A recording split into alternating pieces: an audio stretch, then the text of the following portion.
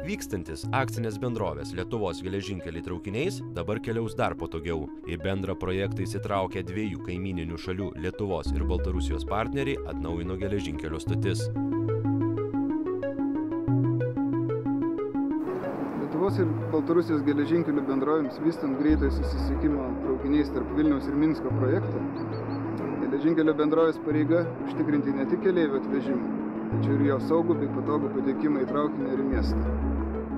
Šių tikslų įgyvendinimui AB Lietuvos geležinkeliai, pasinaudodami ES paramą pagal Latvijos, Lietuvos ir Baltarusijos bendradarbiavimo per sieną programą, šiuo metu atlieka Vilniaus geležinkelio stoties pastato eskalatorių keitimo naujais bei laiptų remonto darbus.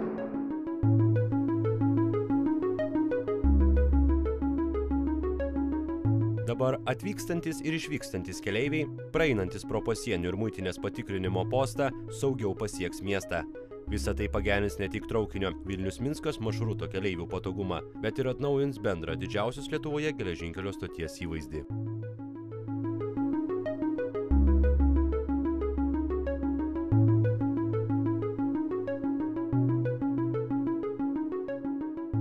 Projektą greitojo keleivinio traukinio Vilnius-Minskas pagerinimas iš dalies finansuoja ES.